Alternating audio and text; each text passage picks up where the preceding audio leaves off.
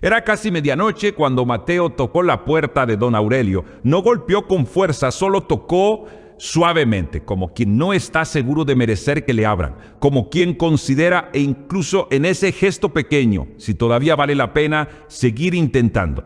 Don Aurelio abrió antes del segundo golpe. Vio los ojos rojos, los hombros hundidos, las manos que no encontraban dónde quedarse. No preguntó qué pasó. No dijo, ¿estás bien? Porque era evidente que no.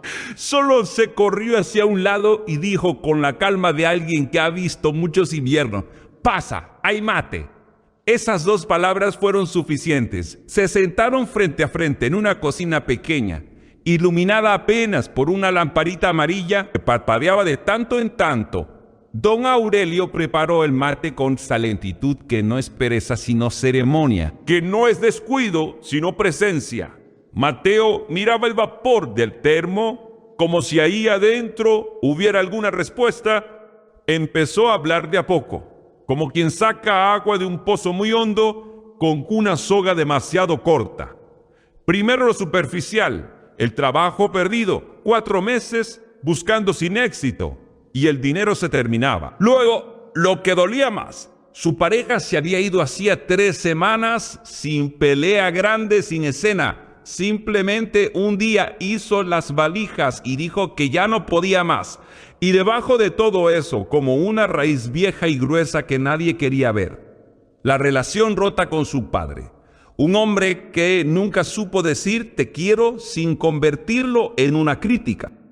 Don Aurelio escuchó, no cruzó los brazos, no miró el reloj torcido que colgaba en la pared, no buscó el celular, no preparó su respuesta mientras Mateo todavía hablaba, no frunció el ceño cuando Mateo se contradijo, no levantó una ceja cuando la historia no cerró del todo, solo estuvo presente, con toda la densidad de sus 78 años, como un árbol que da sombra sin pedirle nada al que descansa bajo sus ramas.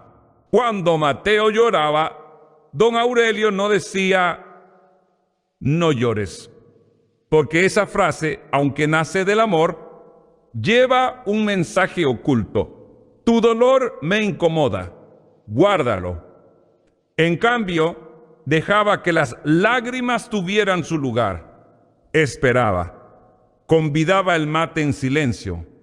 Cuando Mateo culpaba al jefe, al padre, al mundo entero, el anciano no defendía a los ausentes ni tampoco los condenaba. Solo asentía levemente como diciendo, escucho que eso te duele, pasó 1 hora, quizás más. En un momento Mateo se detuvo.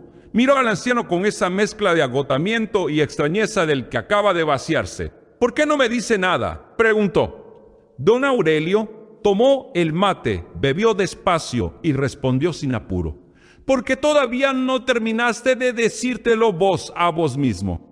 Algo cambió en el aire del cuarto. Mateo volvió a hablar, pero diferente, más hondo, como si la primera vuelta de palabras hubiera sido la hojarasca. Y ahora llegaban las raíces y las raíces decían esto.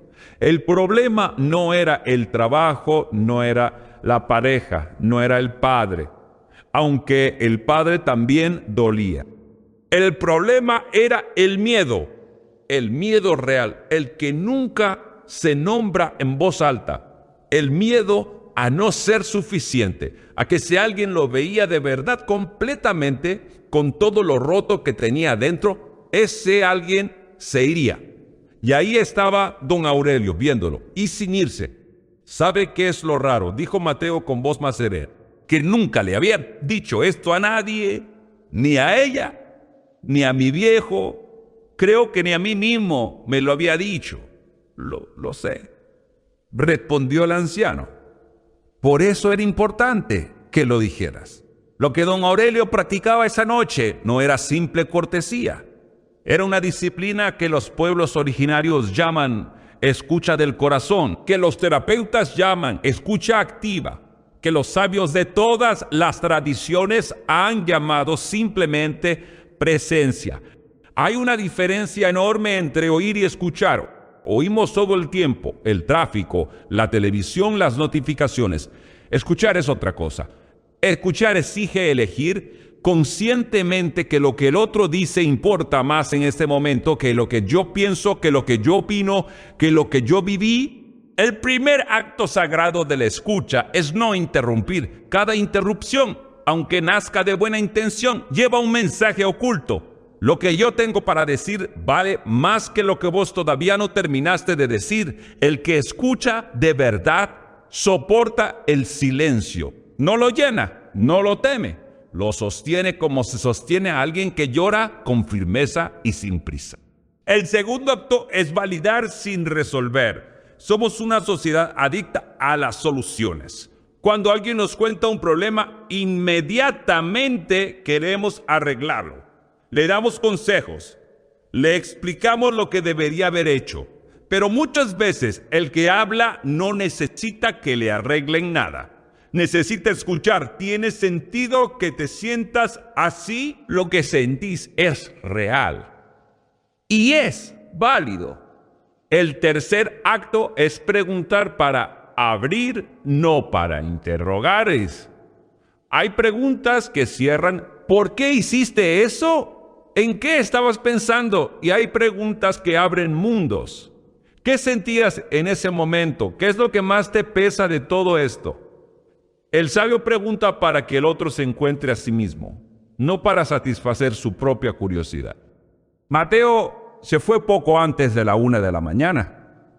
Su trabajo seguía perdido. Su pareja no había vuelto. El padre seguía siendo el padre, pero algo adentro se había ordenado. Como cuando agitas un frasco con agua y tierra y si lo dejas quieto, el sedimento baja solo y el agua se vuelve transparente. Nadie la clarifica. El reposo la clarifica. La escucha genuina es ese reposo. En la puerta, antes de irse, Mateo dijo: «Gracias, don Aurelio. No sé bien qué fue lo que me dijo, pero me hizo un bien enorme». El anciano sonrió, con esa sonrisa que tienen los que ya no necesitan demostrar nada. «No te dije nada, pibe. Te escuché», que no es lo mismo, pero a veces es todo lo que alguien necesita. Mateo bajó los escalones de la vereda. El barrio estaba quieto, el cielo despejado, y por primera vez en meses no sentía el peso de tener que resolverlo todo solo. Alguien lo había escuchado, alguien lo había visto. Y eso, de una manera que no sabría explicar, era suficiente para seguir. Epicteto lo dijo hace 2000 años y sigue siendo verdad. Tenemos 2 oídos y una sola boca para escuchar el doble de lo que hablamos. En un mundo que habla demasiado y escucha poco, el que sabe callar con presencia posee el don más raro y más necesario. Escuchar sin interrumpir es un acto de humildad. Validar el dolor ajeno es un acto de amor. Sostener el silencio sin llenarlo es un acto de valentía.